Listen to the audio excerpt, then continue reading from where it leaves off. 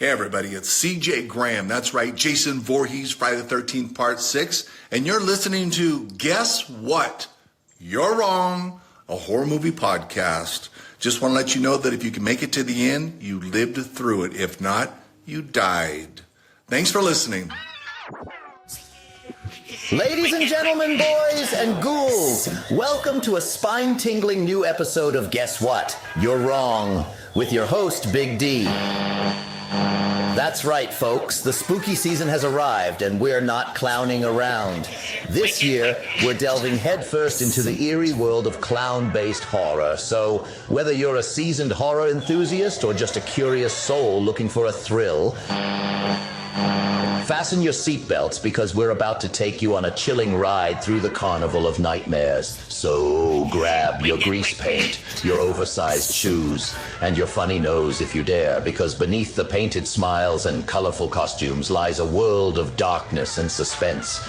Join us as we unravel the mysteries, confront the fears, and explore the twisted minds behind these macabre entertainers. Now grab a front row seat and prepare for a twisted, terrifying, and utterly thrilling experience. Welcome to Guess What? You're Wrong, the podcast that proves in the world of horror your worst nightmares might just be right around the corner.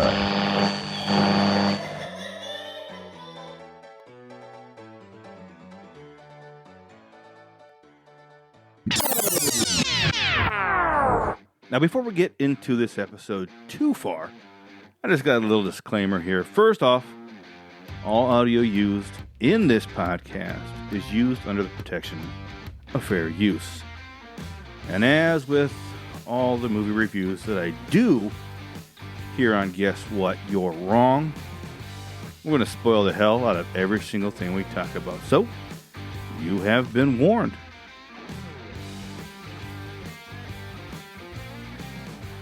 Damn hotel. Damn Skype. I'm telling you. Hello and welcome back to another spectacularly machete-wielding episode of Guess What? You're Wrong. Now today, we do have a special treat today. I'm not talking about the guest. I'm talking about the movie we're going to be covering today. I'm actually going to be covering Friday the 13th, Part 6. Jason Lives with none other than Gillman Joel from the Retro Movie Geek podcast. How you doing, Joel? I am here. I am happy to be covering this movie. You are, in fact, correct. This movie is the treat. We are in for a treat for the fact that we get to cover this one. Yeah, this movie is... I love this movie. Got to tell you. I have controversial opinions. Oh, actually, maybe they're not that controversial. About where this ranks in the series. Okay. Well, let's dive in. Let's see... Do you need synopsis? Although I feel like anybody listening to this would probably not need it. Yeah, do you have a synopsis there? Camp counselors. Yeah, I know. Oh, here they are. Okay, I found my notes. I love it when I'm ready. All right. A brief synopsis. Tommy Jarvis. See, this is what's exciting too. Tommy Jarvis exhumes Jason Voorhees to cremate his corpse, but inadvertently brings him back to life. The newly revived killer seeks revenge, and Tommy may be the only one who could stop him. There you go. All right, look, credit where credit's due, because usually IMDb synopses are horrible. I know. That one was pretty much on target. I know. I've read some of these IMDb synopses, and I'm like, what movie are they talking about? They're in like broken English, and they make whoever wrote them is like a word salad. Like they just don't even make sense. Yeah. So as we know, this movie stars Jason Voorhees, or I'm sorry, CJ Graham as Jason Voorhees. Kind of just star Jason Voorhees. And Tom Matthews as Tommy. Now, the character of Tommy Jarvis. We're first introduced to Tommy Jarvis in part 4, right? Mm-hmm. And you remember what he's famous for? Corey Feldman? Well, I was looking for it. He's the one that actually killed Jason. But yeah, Corey Feldman as well. Yeah. It's also the fact that he was the Corey Feldman who had the amazing makeup skills of Tom Savini at the tender age of like 11 or 12 or whatever he was supposed to be in that movie. Spectacular. Yeah, and in part 4, and this is one of the reasons why I love this Friday is because it finishes that Tommy Jarvis arc that started in 4. In part 5, a lot of people don't really like it. I liked part 5, mainly because it furthered the story of Tommy Jarvis. And then, of course, part 6 finishes off that Tommy Jarvis arc there. What'd you think about Tommy Jarvis? So, Tommy Jarvis fan. Okay, I am a fan, but I think I'm specifically a Tom Matthews as Tommy Jarvis fan. Yes, I can. So yeah. I feel like with part 4 with Corey Feldman, I mean he is the main, for lack of a better way of putting it, because it's really hard to point to anybody else in that movie who would be the quote unquote final girl of the movie. Yeah. Right.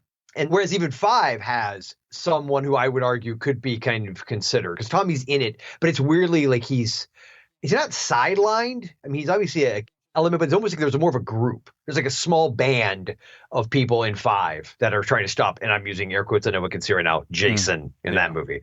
Which I will say, here's the thing about 5. I always have gone on the I don't like it side. However, I feel like I should revisit it because I didn't dislike it just because it wasn't really Jason. Spoiler alert. I think it was more, for whatever reason at that point, I just remember always being super annoyed by that mom and son, the backwoods mom and son that were just obnoxious. And I feel like if I went with a different attitude into it, because there are things about it that I do like. Yep. And it was actually, I saw all these movies completely out of order as a kid. And 5 was actually one of the first, it wasn't the first one, thank God, but it was one of the first ones that I saw. And again, I think as a kid, especially, it was funny because revisiting these movies, they're like just chicken soup for me. They're just like these, nostalgia, almost like just comfort food. But as a kid, the music, and I was a pretty sensitive little kid, so like the gore effects they just freaked me out. Like I thought these movies were terrifying. You know what I mean? And when you watch them now, you're like, not so terrifying, but they're fun. But yeah, so for me, 6 Jarvis and 6 Tom Matthews is the best one. I like Tom Matthews. I like him in Return of the Living Dead, Return of the Living Dead Part 2. And Roxanne, right? Wasn't he the not so smart friend in Roxanne with Steve Martin? And so I've always liked him. I always thought he was, I like that he kind of gives it his all. And this, although his character in this in some ways feels similar to the character he plays in Return of the Living Dead and Return of the Living Dead Part 2. I don't know if that's just Tom Matthews or, I think or it's what. Just Tom Matthews. Yeah. Yeah. But I think that as one thing that makes this series somewhat unique is that all the other ones, by and large, not completely. I mean, I'm sure we have if we really stop thinking about it for 2 seconds, there are other examples, but by and large, it was always final girls, right? Yeah. So you get Nightmare on Elm Street 2 is a final guy, but this was the one series where they actually treated it like this was somebody they were going to keep going with. Yeah. So I'm a fan. I like it. Yeah. I like I have a nephew that ever since he's 18 now, but ever since he was a little kid, his name is Tommy. And ever since he was 2-3 years old, I've been calling him Jarvis. And at first he hated it, but as he got older, he got to realize what it was for. And he's grown to like it a little bit. I've always been a big fan of the Tommy Jarvis, the character. Starting in 4 and how they, I mentioned the Tommy Jarvis arc, through those 3 films. And I really liked how they played that, they're different actors and stuff, but you can follow the characters' growth or lack thereof growth throughout those 3 movies and culminating in this one. And Tom Matthews does a great job. I'm a big Tom Matthews fan as well. Huge fan of the Return of the Living Dead. I'm actually going to meet Linnea Quigley next week. So that's nice, fun. But this Part 6, I don't know. I could say it's a nostalgia thing as well. But, every time I watch it, I've seen it probably at least 3-4 dozen times, at least. I love Part 6 and the music, we have the Alice Cooper songs, of course. Of course. Yes. And I remember, well, before we get into that, when was the first time you saw this? How old were you, would you say? Okay. So the first Friday the 13th movie that I know I saw 3 and 4 with my cousin, who was about 5 years older than me, and he was a big horror fan. It was like the older brother that I didn't have was my older cousin, you know what I mean? Mm-hmm. And so when I would go visit my dad on the weekends, I would hang out with him sometimes, and that's how I got to see a lot of things I really wasn't supposed to see. And 3 and 4 were like the first ones I saw. Because you had a dad that loved you, right? What's that? Oh, yes, because I didn't have a dad that loved me. Yes, unlike some people that we know. And Part 5, though, I feel like would have been right in that same window. So I'm thinking 11. I was around 11-ish when I saw it. And so that would have been 1987, give or take. So as far as part 5 goes. Yeah. 6, I would have seen probably shortly thereafter. So I'm going to say like by around 12 or so, because my friend JL and his brother Wade, we were all friends. We were very close to them, their family. Their parents were like the really cool parents that were very involved in because I had some friends who had parents who, God love them, didn't really pay attention to anything we did, and we could have done. I mean, well, and sometimes occasionally illegal things were done, but they were just completely unaware in that classic way that, Gen X kids had the baby boomer parents who were just former hippies who didn't pay attention to anything. And my friend JL, though, his parents were very involved, but they would let us rent pretty much any horror movie. They'd be like, hey, let's go to JL's house. And we watched a ton of Friday the 13th movies. And I think that's where I first saw it. So I would have been around 12, maybe 13 when I first saw this. So like 88, 89, somewhere in that time frame. And I loved it. Like, I think this one, and I'm sure we'll get into this, has a different, and I'm sure maybe for some people that's why they don't maybe rank this one as high, because there's definitely a sense of humor in this that a lot of the early, certainly the ones earlier than it did not have, in my opinion. Yeah. And then I mean 5, I think kind of tried to do it, but they almost camped it up too much, like the aforementioned backwoods mom and son and that kind of stuff. But this one, I think, is really truly you could point to as like a proto 90s horror flick, in that it predates Scream, but it has a lot. You can sense those Scream vibes of being aware that it's a horror movie that's happening. Yep. Like Scream, and unlike other movies that I will be more critical of in this regard, what I love is that all of the characters are terrified. All of the characters are treating like what's happening to them is life and death, as they should be. Even if the movie itself has an awareness of what it is, there's the characters within the world that they're in, it's life and death. And that is exactly how it should be. So. Yeah. And that, boy, I remember before I saw this movie, it came out in 86. And I only got to see the good horror movies when I went to visit my cousin. So came out in 86. I remember I was in 7th grade and I read the novelization of it. Because I wasn't able to actually see the movie yet. So, I went down to the bookstore and they were selling the Friday the 13th Part 6, Jason Lives book. So I had read that and I was thrilled. I was so excited to see this. And then finally I went to visit my cousin. It had to have been in 87, about a year later, I finally got to see it, but I loved it, and it was one of those, I've always been a big Friday the 13th fan, but, and I love the campiness, and you mentioned in part 5, they almost did overcamp. It's almost like they took some of these tropes and went, I think that's why, one of the reasons why people don't really like it, because they went really hardcore on a lot of that stuff, the boobs and dumb people getting killed, and the way they did this, it wasn't terrible. I still like part 5 for the Tommy Jarvis story and, those damn enchiladas, but that's rough, man. That was one of the rougher scenes. But, when you're coming into part 6, it almost feels to me like this part 6, well, we know that part 6 is the one it actually makes Jason Voorhees like the living zombie. Yes. Before this, he was just, he wasn't in part 5, but in part 4, he was just a very strong, a kid that grew up in the woods. Yes. Yeah. Tommy Jarvis. Yeah, I think the only thing I could figure, the only thing I could figure out, though, is because if you think about what he goes through in parts 1 through 4 prior to Tommy, taking it to him with the machete. Yeah. I mean, because obviously they've always said he was meant to, have that, what is it called, mongoloidism or whatever, where, he's extreme in his deformity and in his, handicaps that he has. But I don't know why. What the implication always has been that he didn't drown, and that he just went off into the woods and became kind of like a mountain man. But other people have argued, no, he did drown, and seeing his mother die created what I guess is called a revenant, which is a vengeful spirit. So, but if you think about it, until you get to this movie, though, this is where he's full zombie, because he's definitely dead going into this movie. I mean, he is 100% dead. Yeah, and that whole scene where Tommy Jarvis pulls up, opens the casket, and first thing, this past time when I watched it, the first thing I thought of was, why are there maggots on him still? Oh, you didn't think, why did they bring Horshack into the into the movie? When I I remember when I first saw this, I was like, hey, but yeah, the first thing I thought of was, why are there still maggots on? He's been dead for years. I mean, I can see bugs and worms and stuff like that because, but maggots. Sure. Yeah.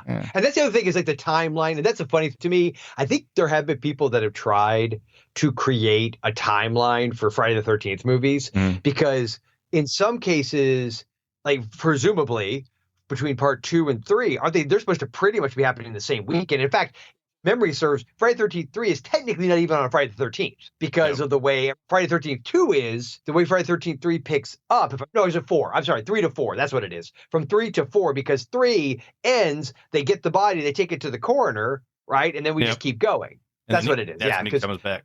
Yeah, but between 1 and 2, there's a decent amount of distance, but not insane. But for 2 to 3, I think, I'm trying to remember. I can't remember if 3 has got as big a one, but then 3 to 4, there's barely any. But then 4 to 5, we go from Tommy being like 12 years old to being in his mid-20s. Yeah. So presumably we've just jumped ahead 12 years. Even if you want to be generous and say, okay, he's supposed to be 18 years old, it's still like 6-year difference. Yeah, and then you get to this movie, and now he looks like he's definitely into his mid to later 20s. And so I really don't know where the heck I was going with that. But the point is the timeline is very screwy. I think somebody figured out once that if you follow the timeline from part 1 to at least part 10, well, obviously not part 10 because that goes way into the future, but part 9 or whatever, it ends up should be like the year 2065 or it's something ridiculous. Yeah. But this also is, I think after this, the whole tone of the Friday the 13th movies changed. Mm-hmm. I mean, we move it after this. We have 7, which the girl has telekinesis. The new blood. Sure. And then of course the ever popular Jason Takes Manhattan. Now here's what this is a controversial take. I do like part 8. I will admit, I kind of like part 8. It's not great. I acknowledge it's not a great movie. I like part 10. Yeah, I do too. Ready for really controversial? I kind of have a soft spot for part 9. 9. That's how sad Jason goes to hell, right? Correct. Yeah. It's a Jason movie. It's Kane Hodder. I mean, yes. Well, yeah, exactly. And also, it was the first one I got to in the theater because for whatever reason, 8 should have probably been because I think my dad would have probably let me go because I was 89, right? Yeah. So I'd have been about 13, and he took me to see Pet Sematary that year and Lord of the Flies, and then within a year or two after that, People Under the Stairs. So, I mean, he would have probably let me go. But for whatever reason, I didn't get to see 8 in the theater. But 9 was my first official, okay, I got to go see it in the theater. And so liked it at the time. And I'm obviously the whole thing with Freddy's claw coming up at the end, I thought was great. Because I'm like 17 years old. But I think I get why people don't like it. But again, I have a soft spot. And to your point, I also like 10. Yes. Yeah. Jason X, I think, was spectacular. It's fun. Yeah, it's like a sci-fi. If you're a sci-fi geek, you can watch it and get your sci-fi or horror on. I think it's awesome. Yeah, it also has some very clever and amusing kills in it. Yes, it does. I'll be honest with you, I don't know how you feel about it, and I'm notorious for being not very kind to remakes of any sort, but I waited forever to see the remake or reboot or whatever the heck you want to call it, but I didn't hate it. It wasn't my favorite, but I did. Sam Winchester, right? Bad. That's the one with Sam Winchester in it. Yes, exactly. Padalecki. Winchester Brothers. Yeah. Yeah. I didn't hate that. I mean, it was entertaining. Again, it was entertaining. I felt like it had the right Jason vibes. I think there were some things about it I love. I didn't also love that they felt like they tried to shoehorn in a bunch of stuff. Yeah. Plus, that was the whole Platinum Dunes era, right? When Michael Bay's producing, a lot of these reboots and retreads, but it wasn't horrible. Yeah, it wasn't terrible at all. I mean, when I originally saw that reboot or the remake, whatever you want to call it, I think I was a little upset with it for various reasons, but I think watching it again, I mean, I've probably seen it about half a dozen times. I mean, I don't hate it. Yeah. I think it has its place, but I think I do love Jason versus Freddy. I saw that in the theater, and I remember at the time liking it, and then for whatever reason, somewhere in there, I kind of a little lukewarm on it. But then over the subsequent years, I've sort of warmed up to it again. Yeah. It's weird. Nostalgia is a funny thing. It's like that early 2000s era at the time, because, the CGI was not great and they were trying to overuse it on everything. Yep. And just certain things just didn't work. But then now you go back and it almost has this like quaint quality to it. Yeah. I remember I know the most memorable Friday that I saw in the theater was 8. I saw that. It was in Cleveland. Yeah, I was in Cleveland, Ohio, visiting some family. Went to a theater to see it, and we were on the wrong side of town, I guess you could say. And it was a rough crowd, I guess, to see it. I mean, me and my brother were the only light-skinned people in that theater. Yeah, and I mean, that's sometimes those fun experiences. But honestly, with that movie, because how Friday the 13th Part 8 is, Jason Takes Manhattan, and people are yelling at the screen, and it's fun. That was one of the movie-going experiences that I was like, man, this was actually kind of fun. Yes, it's always like what reminds you of why movie theaters have to be around. Yep. Because it's that communal experience that you just don't get when you're sitting there at home with your family or by yourself. Yeah. You just don't get that. Look, I mean, on one hand, it's great. We could watch wherever we want, when we want, at home, and that's great. And people always make their, well, yeah, but then I go to a theater and I have to pay all this money. And don't get me wrong, the prices are ridiculous. But I think that is why that experience matters. Yeah. Because when you're in a group of people that are into the movie and they're just, hooting and hollering and throwing stuff at the screen, it's just fun. Now, do I want that experience when I'm, watching some dramatic movie? Not that I'm prone these days to go see too many of those in the theater, but let's just say hypothetically I was, like, if I was when I went to go see Good Will Hunting, I don't think I would have enjoyed it, had it like that, if that had been the scenario. But this kind of movie, and honestly, I would say for Part 8, maybe even especially, because back then, I think most people were just really miffed that, okay, it was a bit of false advertising because he's in New York, quote unquote, for like all of about 20 minutes, and where he really was Vancouver, if memory serves. So it was a bit of a bait and switch, and I think people were a little miffed, understandably. But I think, seeing that with a fun crowd. Oh, it was a blast. It was a blast. Yeah. And, you're right. There are certain movies that you want everybody to shut up and watch the movie. But, when you're watching these types of movies, I mean. Because it's not like you're going, I'm trying to listen to the dialogue. Yeah. Really? Okay. Although this one has some good dialogue. This actually one has some funny lines, in my opinion. Yeah, it does. I tried to destroy him, but I fucked up. What did you say? He says, I tried to destroy him, but I fucked up. Yeah, or one of my personal favorites in any horror movie ever is one kid turning to the other kid and said, so what were you going to be when you grew up? Yeah. Yeah, real dead. Yeah, real dead. This is the use of the special effects in this as well is really good. Yeah. These kill scenes, the whole scene where you have the company outing where they're out there playing the paintball. Yeah. That whole scene is just, it's funny, but not, I guess. Yeah. And I've always had this beef, this one moment. I'll see if you could guess which one it is. It's in that sequence, right? The paintball sequence. There's only one moment where I feel like the humor went too far. It was a bit of a, not jumping the shark, but it was definitely everything else in the movie by and large is more subtle. Right. So, when the directors, Tom McLaughlin, who I'm sure we'll mention here in a little bit, but his wife, I believe, is in the scene with Tony Goldwyn when they're in the little VW bug, the camp counselors that meet Jason on that dark road. You ain't dirty Harry. Yeah, you ain't dirty Harry. Yeah, exactly. He's got his little pea shooter gun. And she takes that spear to the face or the mouth.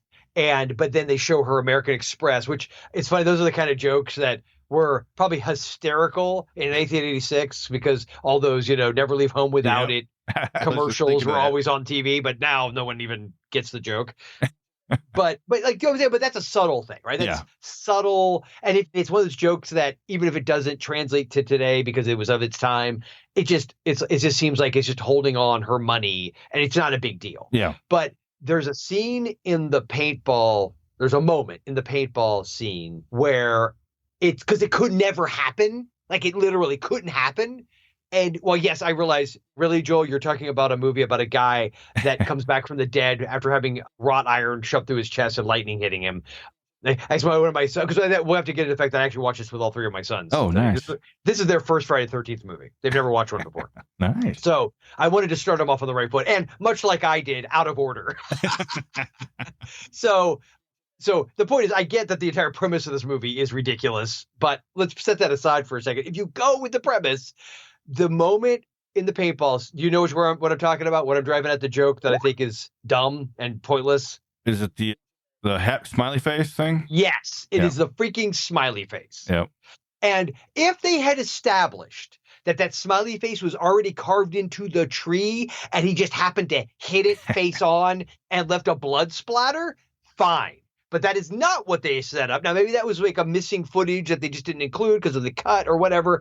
But they make it seem like his face went smashing into a tree and it left the imprint of the classic, happy have a nice day smiley face. Yeah.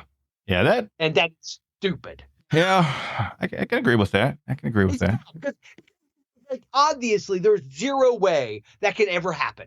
And so this isn't like if this was a movie like Scary Movie, like those kind of parody movies, then fine. That would make sense, that kind of dumb joke.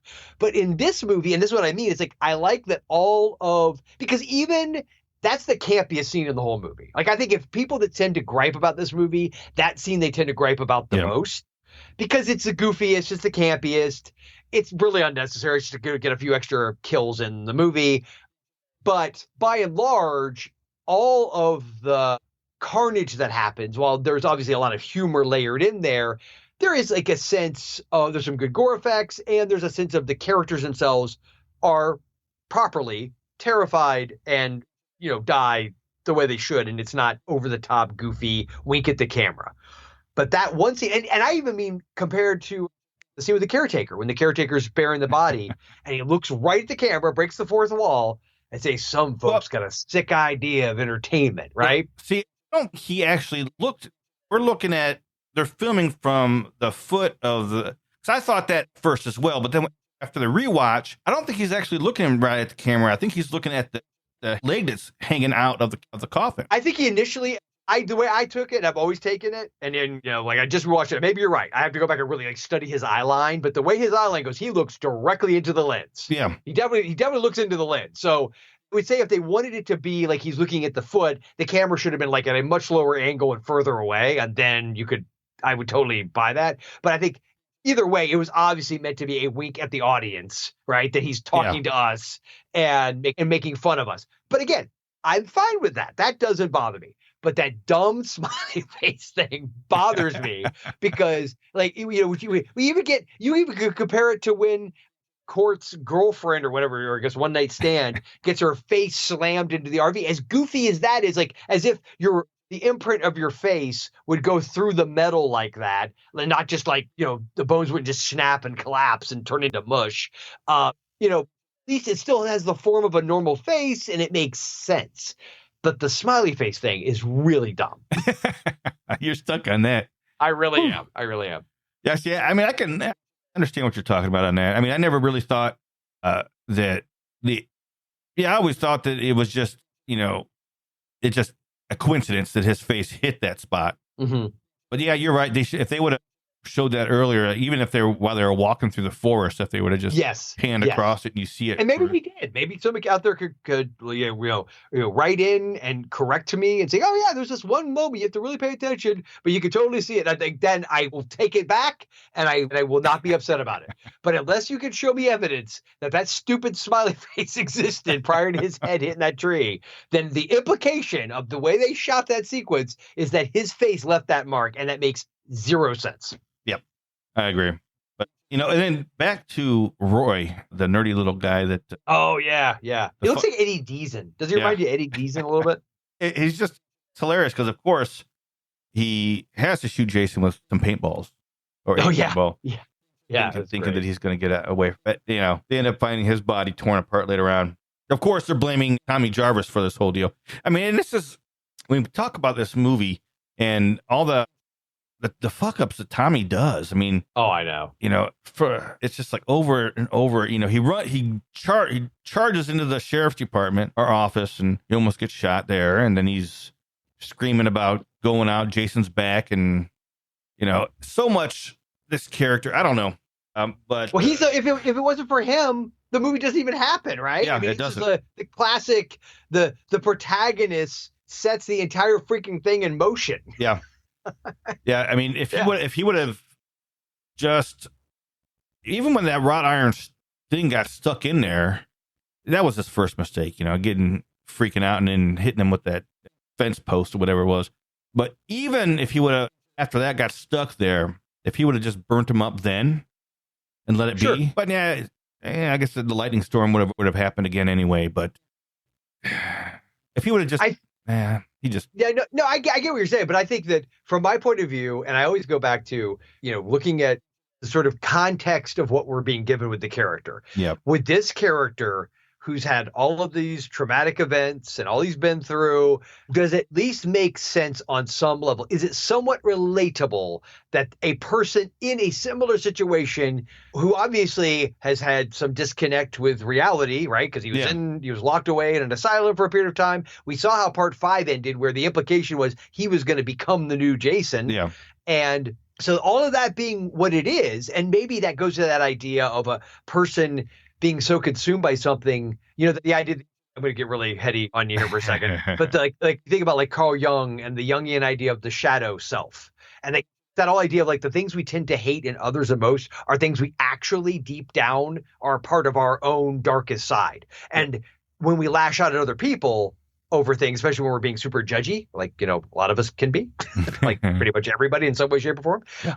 But if you really think about it, a lot of times it's because there's something in that or your perception of that person that you hate about yourself. Well, it stands to reason if Tommy Jarvis came, this close to becoming the next Jason, there's a couple of factors. There's obviously you destroyed my family, you destroyed my life, I want revenge, but he knows he's dead.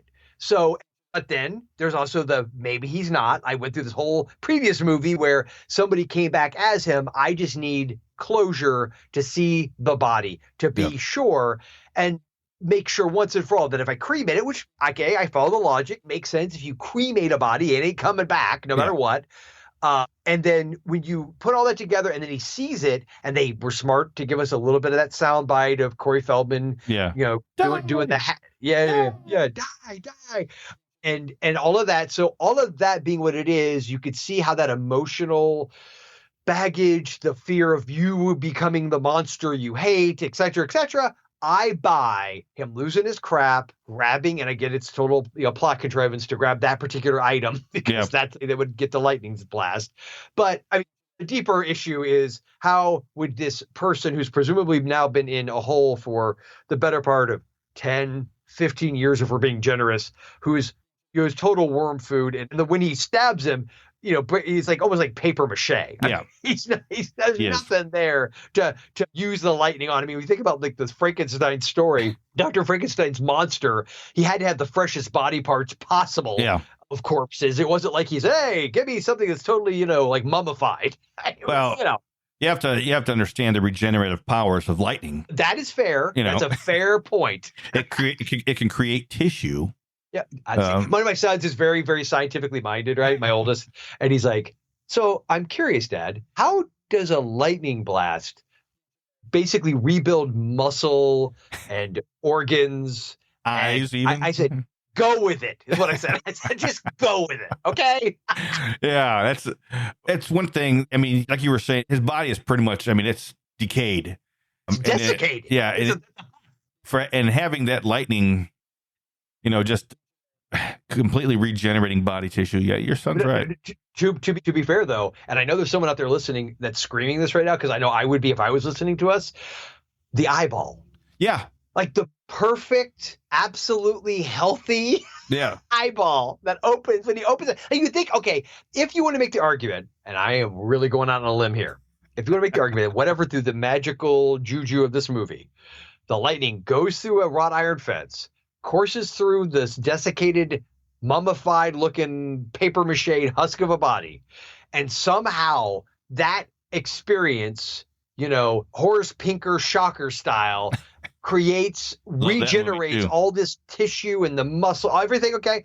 And so presumably they did that with his eye, and maybe that's the implication. Yeah. But and I get that this is all practical effects, so it's harder to pull off.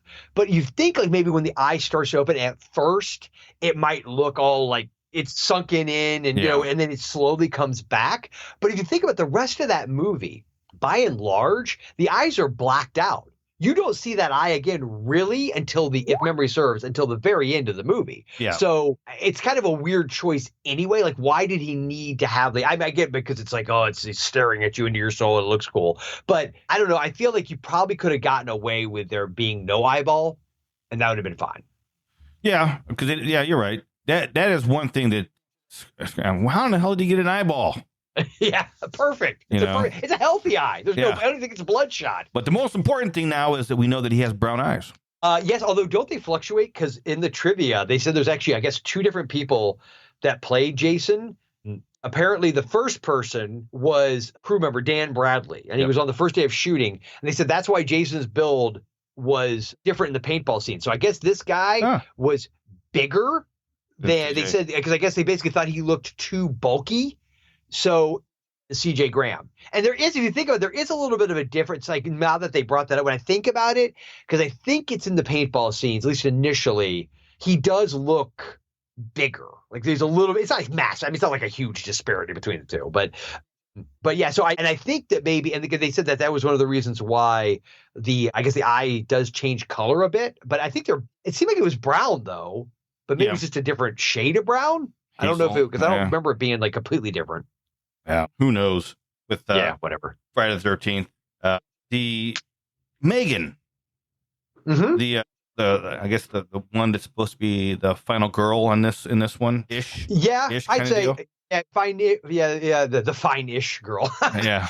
Yeah, which is hilarious because I even remember as a kid thinking of this, and I still think it now as an almost 50-year-old man. First of all, she's a very attractive woman. Yeah. But she's supposed to be, I'm going to guess, 18, 19? And I don't mean this in any way to like disparage but I think it's hilarious to these movies. If she's younger than 25 or 26, I feel like I'd eat my hat. Now, I didn't look up her actual age. I didn't look that up either. She did not pass for like a late teen camp counselor. No. At all. Yeah, that was Jennifer Cook, right? Yes. Yes. Yeah. She's been in has she been in much else? She was in she was 22 when they made this. So, okay. I was going to say maybe at the most early 20s. Yeah. She was 22. And I don't know, maybe it's the hairstyles back then, but to me, they all look older. Yeah. When you know what I mean? Like, I think 22 now, and maybe, of course, part of this could be because I'm pushing 50. but it's like a 22-year-old to me now looks so young. Yeah. Even now, though, when I watch her, you know what I'm saying? Like, she doesn't look that young to me. Yeah. She looks younger than I am now, but she doesn't look like a 22. I think does that make sense? What I'm trying to say? It's like, absolutely. Yeah, weird. Yeah. And, I find myself, sometimes, out and about, and I'll see a woman, I'll be like, oh, she's cute. And I'll be like, oh, wait, she's only like 20. God damn it. Yeah. Like, nah. Yeah. And you're like, yeah, that's kind of, it feels weird. It feels very weird. And I'm like, nope. She's old enough to be my daughter. I can't do that. No. Yeah. Or how about that moment when you realize that somebody who's like 30 is old enough to be your kid? Oh, it's old. You're making me feel old. Stop. Yeah, you're like, oh dear God. Man, what do you think as far as kill scenes in this movie? What do you think is the one that stands out the most? My favorite, and it's a very simple one, is Sheriff Garris. Oh, the bend backwards? Getting the back bend. Yeah. Yes. That was harsh. David Kagan is the actor. I remember seeing behind the scenes footage years ago. Like, it's a very basic effect, right? You dig a hole, you have him stand in it, you put the fake legs behind him, you have him lean forward so that he's, with the toes of the fake legs facing down, and then you just lean back. Yep. And then you add the sound effects, and it's awesome. It's such a simple effect. And I will say, it's interesting. I know part 7, which would have been 87, right? Yep. That one is always pointed to as the beginning of the end for the level of gore in the series, as far as like MPAA, and it really started to crack down, right? Yep. Because I know that one got really taken across the coals. This movie, though, it may have been by design, because I know that Tom McLaughlin has talked about, like, he was trying to create almost like a gothic vibe, and I don't know if he was downplaying the gore per se, because there's some definite gore in this, Yeah. but it does feel like it's tamped down a bit. But I feel like this may have been more an artistic choice than a censorship MPAA sticking their nose where it doesn't belong choice. I guess it did belong, but it doesn't make it any less annoying. And I feel like with this, like first, it's the brain, like when he crushes the one deputy's head. Yeah. And yet you see some brain out of his nostril after he's dead. And, I never realized that before until this past time when I watched it. I was like, Thought it was boogers. yeah, I was like, that's gray matter coming out of his nose. Yeah. It looks like snot mixed with brain matter, which is disgusting. Yeah. But it's like you didn't see it. You just kind of heard the cracking. Whereas in part 3, I think what was his name, Rick or whatever, the love interest, potential love interest for Dana Kimball's character. His head, if you remember good, I know they were doing it because of the 3D, but his eyes literally popped out. Yeah. Yeah, so I do feel like by this one, because 5 is fairly, like that goes all out with the gore too. And obviously 4 definitely does, and so on and so forth. But I feel like this one is like tamer when it comes to some of that stuff. There's a lot of the aftermath. Like you get a lot of after they've been dead. You see a head fall out of a car. I mean, yeah, you do see somebody's head get twisted off, but it's like you see a twist and then we cut away and we cut back and it's obvious the way Jason's holding it, it was taken off, but it's not super graphic. It's not super, like they're not holding on it so much, which a lot of these movies, I think they always were notorious for being, they're just gore movies and all this stuff. But most of the gore was after the fact. Like Final Girl finds all the bodies. Yeah. So yeah, but for me personally, the backbend, what is your favorite? I liked the court death scene. Mainly because they got that Alice Cooper song playing, the Teenage Frankenstein. Teenage Frankenstein. And I remember when that came out. I had Constrictor. Was it a Constrictor album? Yeah, Constrictor album. Yep. I played that thing out. My cassette tape was worn out. Tell you. One of the first music video, my cousin Chris, same one, made on a VA because I would stay with my dad. And they didn't have. I guess he must not have had cable at that point at that house with my grandmother's house. And so he made a VHS copy of stuff off MTV. And this would have been around 1986. So these are like the first music videos I ever remember watching in regular circulation. But I remember on that tape was Papa Don't Preach, Run DMC, Aerosmith, Walk This Way, These Dreams by Heart, and Man Behind the Mask with Alice Cooper. Yeah. I watched the hell out of that thing, man. Good. I think it was definitely before I'd seen the movie. Yeah. So, but yeah, I love that. I love the music in this thing. Yeah, this was in that whole scene with, I'm not the whole scene with Court's love interest or sex interest, whatever. Was she Nikki? Was that the girl? Nikki? Yeah. She gets her head smashed through the. Yes. I didn't care too much about that. That scene reminds me of a scene in Nightmare on Elm Street where Freddy's face is coming out of the wall. Yes, actually, yes, 100% agree with that. Yep. That how he Jason just casually walks up behind Court. Right, Court's driving and jamming along, and Court looks up in a rear view and knife to the temple. But in classic fashion for all of these movies, and I pointed this out to my kids, I said, people do not have peripheral vision in this world. They don't. They just don't have it. He's standing right in your peripheral vision and nobody notices him. I mean, that you're driving along and it's anything catches your eye in the rearview mirror, you immediately look at it. There's nothing that, first off, nothing that big is going to just suddenly be behind you and you not notice. And there's that one whole scene where Elizabeth, I think it is played by Nancy McLaughlin. She's walking. She's in the. She takes the little girl back to bed, and right on her side, Jason is at the window. But like you said, they have no peripheral vision because if they did, you would plainly, even when she's walking out and Jason's following her in the windows. I'm like, how can you not see that? Yeah, and not only that, she also just doesn't. Okay. All of us have had that. You've had that feeling like somebody's watching you. Yeah. We still look. Here's a newsflash, everyone. We have ancestors and evolution, and at one point all had this sense of like intuition and instinct. We still get that. We still get those moments where you're like, somebody's watching you. Yep. You feel it. How did she not notice, like on any level, that this dude is standing right there? Now, I get it. It's for the movie. Yeah. But it's still ridiculous. Now, I would want to say, so you mentioned a little girl. This is the only, and correct me if I'm wrong, because maybe I'm just remembering this wrong. This is the only Friday the 13th movie where we get actual little kids. Actual kids, yeah. Yeah, because I think all the other ones, it's like they're setting up the camp before the campers get there, or they're in a place that's adjacent to the camp, but they're not in the actual camp. Yep. And so this is the only one where we got, which I think adds a really cool layer to it. Please see the earlier line that I mentioned. Again, I still think that's fantastic the way it's delivered. But the little girl, this is where I go back to, there's no way Tom McLaughlin didn't do this on purpose. The little girl who is, the blonde, she actually reminded me of Heather O'Rourke from Poltergeist. Yeah. She had that look. Her name is Nancy. She wakes up from a nightmare about a killer who was after her and was everywhere. And this is 2 years after Nightmare on Elm Street. You think that's a reference? It was totally a reference. It had to be a reference. I would love to ask him. I said that has to be a reference. Sheriff Garris, in real life, Tom McLaughlin and Mick Garris are very good friends and were back then. So I'm fairly confident that maybe that character was named. That could be a coincidence, but I feel like that would make sense. Yeah. God, there was another one. There was another reference to something that I was like, oh, he had to mean that. But to me, the Nancy thing was absolute. Oh, that absolutely. That had to be. It had to be. Yeah. And that's when, let me see, she goes back, Lisbeth goes back to the cabin after that. Mm-hmm. And that's when she gets slaughtered, right? Yeah. So now so Lisbeth, is that was, if that's McLaughlin's wife, was she the redhead at the beginning in the car? Oh, maybe hold on, maybe I got the wrong person then. No, that's okay. I just want to make sure, because I know McLaughlin's wife, I'm 99% sure. I could be wrong though. That's why I always leave out that 1%, because it's always a possibility I'm really wrong on this. But correct me if I'm wrong. I think his wife was the lady at the beginning, or towards the beginning, the one, the VW Bug with Tony Goldwyn, who's probably the biggest name that came out of this movie when you think about it. Yeah. And I'm fairly certain, because I know she's a redhead, and she's the one that gets the spear through the face. The lady who is that one that takes the girl back to the bed then? Yeah, no, you're right. She was one of the counselors. Is that Katie? No, Katie's the one of the paintballers. I'm trying to remember which one. Sissy was the girl who gets her head twisted off. That's Renee Jones.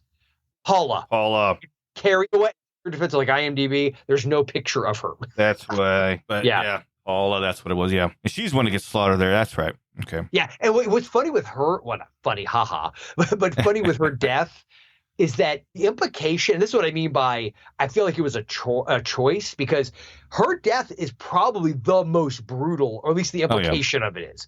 Because the way the blood goes across the glass, okay, well, we've seen that before, but then all of a sudden, her body just gets chucked into that window and flops over, and the way he moves and grabs her and just ganks her back the way he does, and then later, we don't see anything else, but then later, the inside of that cabin is an utter bloodbath. It's like there's nothing left. Like he just ripped her apart.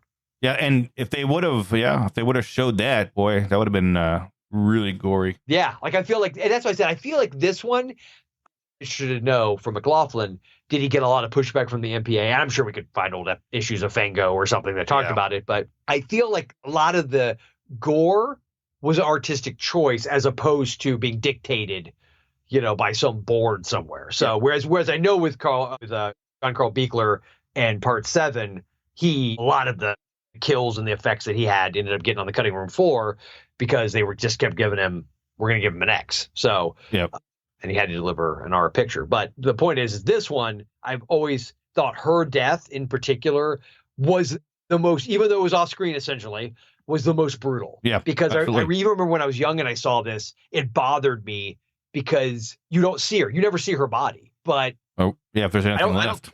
Do you see your body anymore? No. Is it like laying on the floor or anything? I don't remember. I don't think so. No. Yeah. But it's such a, it's bad. It's like, it's almost like, it reminds me of is Len, the Johnny Depp character in Nightmare on Elm Street. Yeah. Like what's left after him. Like it's, of course, in that it's ridiculous because it's a fountain of blood. But within the context of the world of Nightmare on Elm Street, makes sense. It's dreams, it's nightmares. So even though it doesn't seem to make sense how much blood's there, but that's kind of what this looks like. It's just insane. Absolutely, it is. And I agree that that is the most, because everything else is just it's a Court gets stabbed in the head. Yeah, chopped head off. Stabbed and thrown, and we get a triple head chop though. Yeah, with a that was good. That was pretty cool. Yeah, my kid thought that was hilarious. Yeah. And then we get to by the way, they all. Sorry, go ahead. No, go ahead. No, I was just gonna say I did want to say that all three of my kids, one of them actually said, Dad, I'm glad you showed us old movies for a long time because I feel like I can actually just watch this and enjoy it and not just want to make fun of it. Now, they did goof on some things, which quite frankly, so did I, because there's some things in it that are funny. Yeah, there is. But that's part of the fun, right? Back to the audience experience you had, the equivalent of throwing popcorn at the screen and laughing at people's stupidity. That's part of what makes these movies fun. And so, but all three of them, they asked me, I was like, so what'd you guys think? Oh, we loved it, man. It was great. They thought it was fun. So that made my cold little heart. Yeah, the whole scene with Tommy's head in Megan's lap the whole time while she's driving. And, how can you not laugh at something like that? I'm like, come on. But explain the logic. So we're coming up to a roadblock. Okay, I get. Okay, they start shooting at the car. Get down. That would make sense to me. Or they haven't spotted you yet. Get down. Although once you go up to the roadblock, they would see him. Let's just go with it for a second. But she ultimately knows they saw him because she speeds away, and now they're chasing her. Yep. So what's the point of? I'm not saying he was complaining or should have complained. I'm just saying it doesn't make sense. Why? Other than she was just using it as a flirtatious thing to do. I mean, I remember that scene in the book. Because, as a 13-year-old, of course, you're reading a scene about this, and I was like, oh yeah. But they go into detail. Her in the book, her pants were much tighter. Gotcha. Because you could. Are we see implying stuff. that it might have been a reference to a certain Saharan animal that holds water in its hump? In its toe. But the whole scene was from the time that she picked him up. She's like, no, get your head down so nobody sees you. Oh, I got you. Which makes more sense if you think about it. Like, logically, if you're going to do something like that, not in that moment. Yeah, that makes a lot more sense. But, we have the final couple. I guess you can call it the final couple, right? Yeah. At the end. Yep. Tommy Jarvis finally manages this rock that he is pushing. Holy, I was like, damn. Dude, you're gonna put that rock in the boat. It's gonna break right through the damn boat. Yeah, my boy's been doing some CrossFit. I'm telling you, he's been doing something in that crazy camp he was at. Mm-hmm. But he finally gets it in there. The chain and this how he dispatches. I guess I don't know. It's not really dispatch. It's he traps Jason. I guess. Sure. Because he's the one that actually killed Jason in part 4. So he's like, Jason, it's me you want, and he's Jason was getting ready to crush Megan's head, it looked like, too. Sure. Right. And so, of course, Jason heads out to the water and, some shit's going to, when he throws that gas in the water and he lights it. Yeah. I remember after I saw this, I was like, would that possible? really happen? Yeah. So I remember me and my cousin, dumbasses, trying to do it in the swimming pool. Wow. We got a beating that day, I tell you that. Did it work? That's the important part. We didn't get a chance to actually light it. We were putting gasoline into the swimming pool, and his dad came out. Whoa. Yeah. Yeah, because I said to my kids, I was like, I wonder if I feel like dumping that in a lake wouldn't just dilute. But one of my kids, again, smarter than me, said, well, it's petroleum based, right? So it would float, so it would burn on the surface. That makes sense. I do not think the amount of gas he poured, it's almost as if he poured just some gas. Yeah. And that must be the dirtiest, most polluted lake in the continental United States, because for the level of flame that shot up from that one, I feel like it would have just kind of there would have been a little bit of a little flame, and then it would just died out, right? It just kind of gone away real fast. But no, for the purpose of this, it definitely was something. Yeah.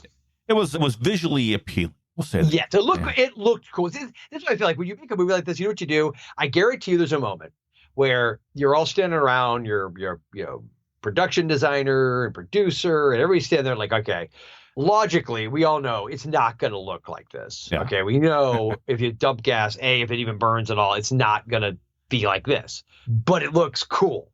Yeah. So go with it.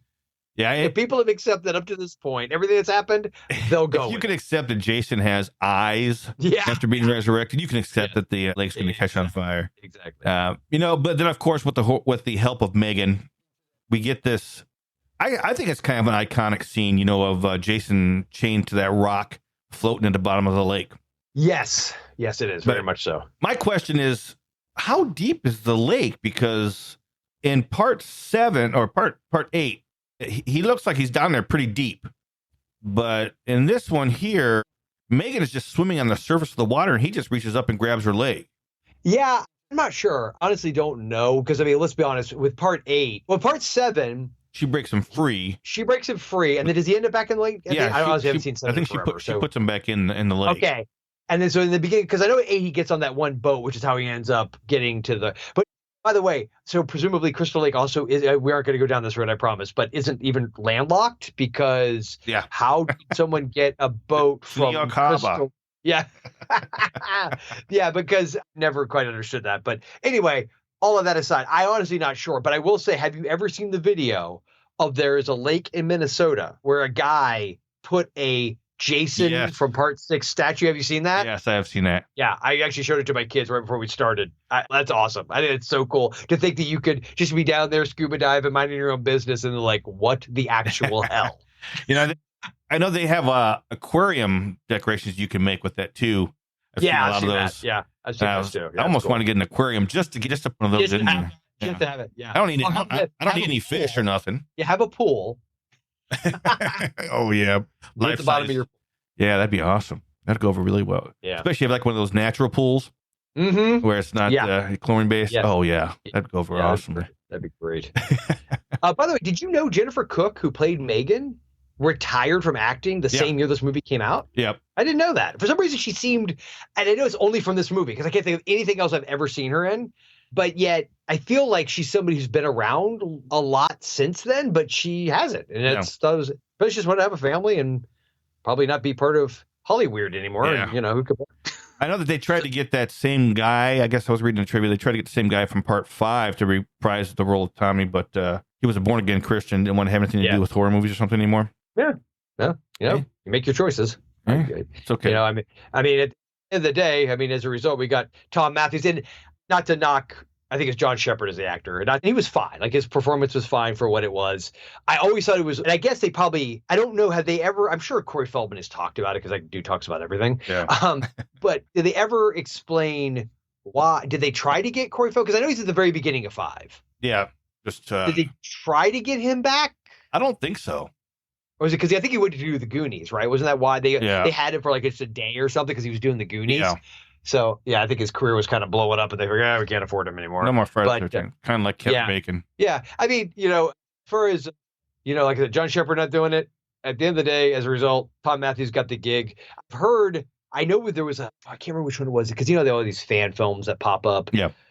Never Hike Alone, right? And then there's several other ones. And I don't think anybody's done it yet, but I could have sworn one of them was trying to do something where they could get Tom Matthews in it. And it was going to be like a Tommy Jarvis continuation kind of thing. That'd be awesome. Yeah, it would be cool. That'd be really cool. Yeah, I would dig that. That would be. But yeah. I did not know that about Megan, Jennifer Cook. I didn't know she retired that soon. Maybe she's like, I'm done with this crap. If this kind of movies I'm going to be making, I'm done. Well, little did she know she was in my opinion, basically the best Friday the 13th. Yeah, my opinion. That's my opinion too. Sorry. So I love Part 1. I love Part 2. I love Part 3. I love Part 4. Part 5, I definitely don't love, but feel like I should probably rewatch it with a different mindset because there is things about it that I enjoy.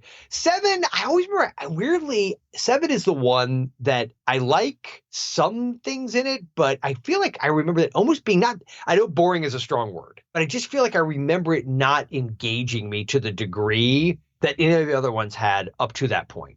Yeah, I know in 7, it was the overbearing mother that was very abusive to her daughter up to almost to an extent that she has like manipulating her. And... It's actually her dad comes out of the lake at the end of that one and pulls Jason back into the lake. Doesn't he look like totally normal? Yeah, is that like it's like he's been down there for 20 years or something? He looks totally normal. Totally normal. And then Part 8, as we've established, is goofy as all get out, but I have a soft spot for it. So do I. And then 9, I've got my own weird nostalgic soft spot for that one, and I enjoy 10. Saw that in the theater too, and I kind of like the remake. So yeah, honestly, Friday the 13th is probably for me because Halloween, you always will have Halloween Resurrection, and you always have the Rob Zombie Halloween movies. No offense. Oh boy, well, I love those. No offense. And you always have Halloween Ends. Hey. Well, actually, I was going to make an Evil Dies Tonight joke, but that would be a Halloween Kills. So I just feel like this series is one of the most consistent until the MPAA got involved, which isn't really the series' fault per se. And it does. I agree with you when you said like after 6, we do get a bit of a tonal change too, because I feel like after 6, they're willing to take more chances with the ludicrous elements of the story. Like, let's throw a Carrie in there. Let's have him go to Manhattan, but somehow end up on a boat and whatever. And melt in toxic waste in the sewer. What's that? Said and melt in toxic waste in the sewer. Yeah, and then somehow again turn into like a normal looking little kid. That's drowning. Yeah. Yeah, it's so weird. And the whole series, ones that really stand out to me was part 3 because that's where he gets his mask, the hockey mask. Yes, of course. Part 6 because that's when he's actually undead, I guess you could say. Yep. And then Jason X. I mean, I love Jason X. Yeah. Those are my top 3 right there.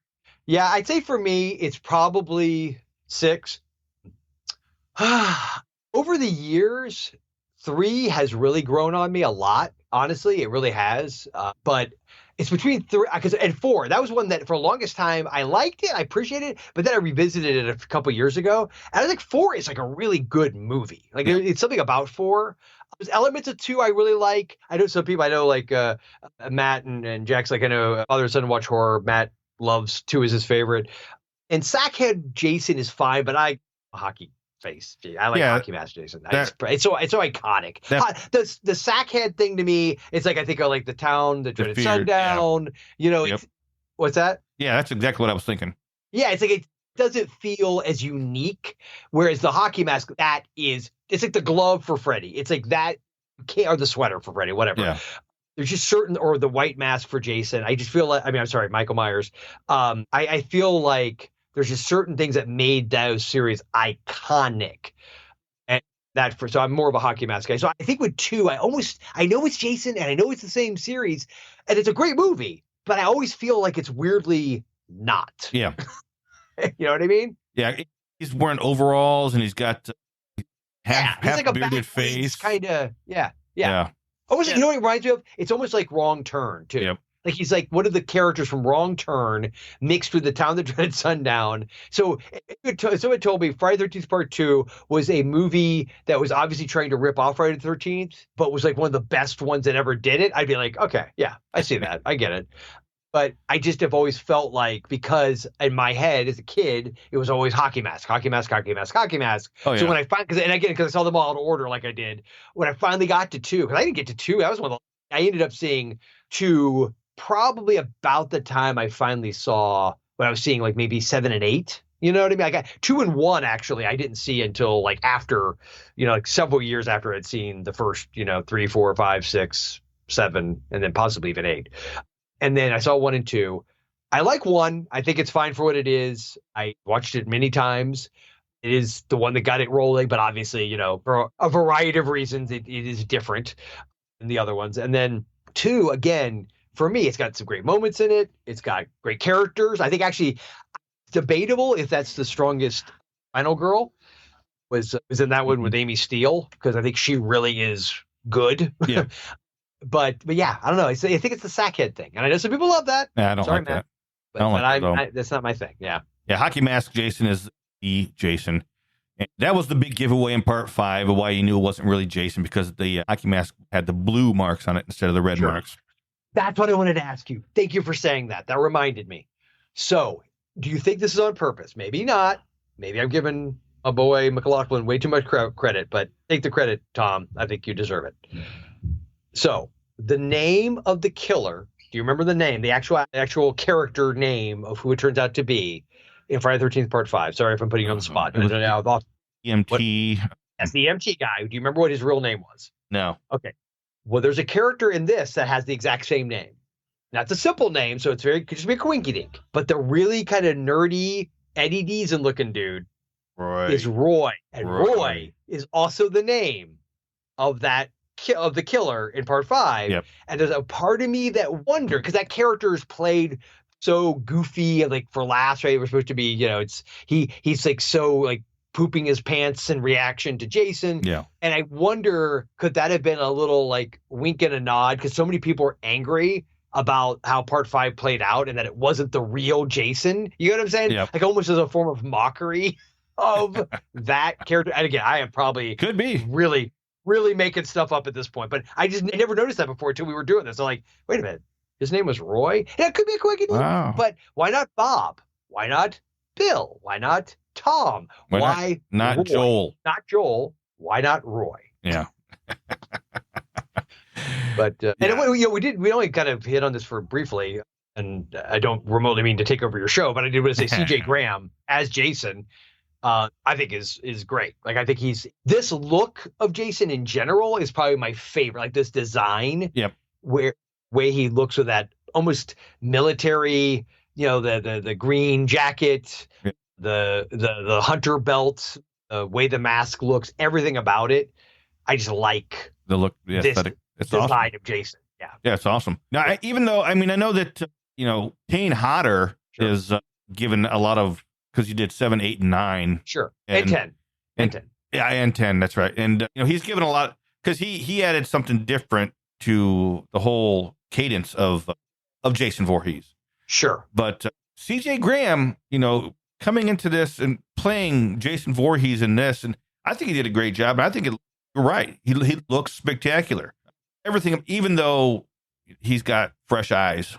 Yeah, he's got very clean eyes. Well, and that's the thing. Kane Hodder, I think, he's always given the credit, and I think rightfully so, of giving Jason kind of as close as you could to a personality. Yeah. He added the heavy breathing thing, so he's super intense, and Yep. he's always like, he's like a sense of rage under the surface, which is good. Like, really fits that character. But I feel like C.J. Graham, I don't know if he's given enough credit, because, and I really noticed it this time, he also gave some character to Jason, like in the way he reacts to things and like looks at, like when he gets shot with the paint gun and he just looks down and looks back up real slow. He also, I think, toys with his prey a little bit. So when the caretaker is stumbling through the woods and that rock comes kind of out of nowhere and catches his attention and he looks down at it, obviously Jason did that. Yeah. So there's this sense like Jason in this one has more of a personality even than I think he did in any of the previous movies. All the previous movies, to me, he's just sort of, stalking and killing, and that's fine. And he does have some things he does, but this is the one where you first start getting those hints of like the way he, turns his head, or way he, obviously a lot of it was in the direction I'm sure that McLaughlin gave him, but it just seems like, minus that sort of heaving, hulking aspect that Hodder brought to him, there was those beginnings of like how we think of when we think of Jason Voorhees. So we've learned that it took Jason Voorhees to die and be resurrected to come back with some personality and some attitude. Basic is what we're saying. Yes. It's basically what's going to have to happen to me. Yeah, good. Well, Joel, that brings us to the end of the movie and the end of this episode of the podcast. And once again, I want to thank you for coming on over and talking about this spectacular film with me.